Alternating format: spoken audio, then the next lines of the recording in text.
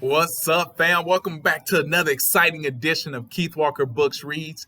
Today, I'm going to share a poem with you. It is titled Strange Fruit. It was written by Abel Meeropol. And I know he was a teacher and a songwriter, so I think initially he wrote this to be a song. On paper, it looks like a poem, but it was recorded as a song by Billie Holiday in 1939. It was first published in 1937, by the way. So it was first sang by Billie Holiday in 1939, and it was later sang by Nina Simone in 1965. Both of these extraordinary women did an outstanding job with their performance. I'm going to read the poem first, or song, and then afterwards I'll offer an analysis. Strange Fruit. Southern trees bear a strange fruit, blood on the leaves and blood at the root. Black bodies swinging in the southern breeze, strange fruit hanging from the poplar trees. Pastoral scene of the gallant South, the bulging eyes and twisted mouth, scent of magnolia sweet and fresh, then the sudden smell of burning flesh. Here is a fruit for the crows to pluck, for the rain to gather, for the wind to suck, for the sun to rot, for the tree to drop. Here is a strange and bitter crop.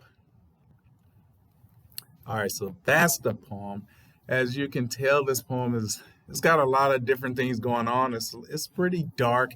If you can't tell by now, this poem is written about lynchings, and it has some poetic elements in here that cannot be overlooked. As far as the poetic elements, the first one we're going to talk about is the exigence. Exigence, if you don't know, that's kind of like a fancy Greek word for timing. What is it that was happening at the time that would make the author want to write this poem? So this is an anti-lynching poem. It was written in 1937 initially, and the author, Mr. Meeropol, he wrote it directly to address lynchings. When you're talking about something that you want people to pay attention to, there's a lot of different tactics you can employ. And one of the things that pretty much always works is just the horrific nature of it. If you literally go into detail about the horrific nature of something, 9 times out of 10, people, even if they kind of want to turn a blind eye to it, like there were a lot of people up north that were against it, but they were like, yeah, what are we going to do? But if you just throw it in their face and just ugly, vulgar descriptions, then it's impossible to just pretend that it's not happening. So he wrote this at a time when lynchings are going on. And interestingly, when Nina Simone sang it again in 1965, this was at a time during the Civil Rights Movement when atrocities were happening again, mostly to Black people or anybody who was against Confederate things that are going on in the South, when they were trying to come against boycotting and the Jim Crow laws. They once again started killing people and lynching people. So when Nina Simone sang it again, it was the perfect timing for it once again. The other poetic device that stands out is obviously the extended metaphor. So a metaphor is when you make a comparison without using like or as. And the metaphor that the poet used for this one is strange fruit, referring to lynching victims. So the trees bear a strange fruit. So you're looking at the tree, instead of apples, oranges, there's a body hanging from the tree. And he took this metaphor about the strange fruit and he used it throughout the poem. It was a very powerful metaphor to use in a poem. And the other literary device that stood out the most is the imagery. So as you're listening or reading the poem, you can get a visual of a lot of different things. You can get a visual of the bodies and how grotesque this whole act is, but also you get a visual of beauty because he has some beautiful things in the poem that he describes when describing the South, but then he compares it to this lynching victim or this strange fruit, and it's kind of like this juxtaposition of beauty, but then ugliness and beauty and then ugliness, and they kind of come together, and you can't have one without the other, which takes me to this point that I know a lot of people, not a lot, but there's a population, a part of the population that still wants to glorify the old South.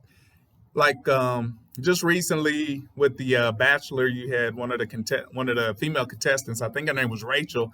She attended what was a antebellum party in the South at a plantation, and there's a lot of people that don't see anything wrong with it. The antebellum South, it was all beautiful. What could be wrong with it?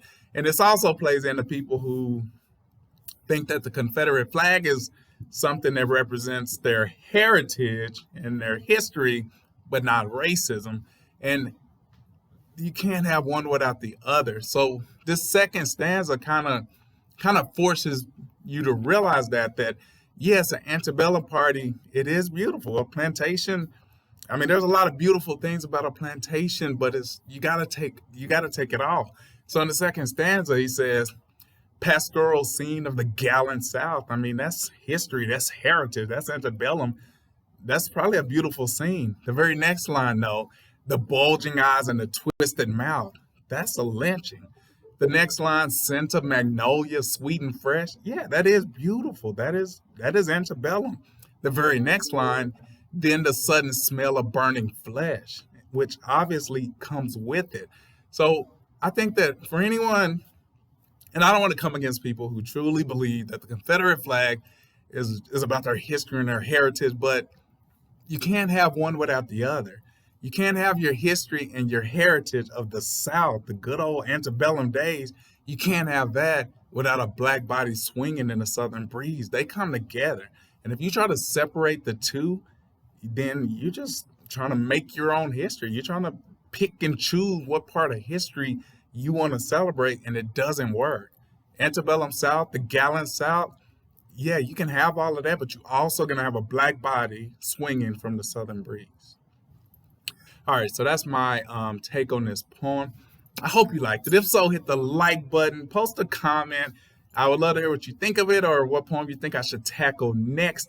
If you just happen upon this video and you're not subscribed to my channel, this would be a great time to do it. Hit the subscribe button.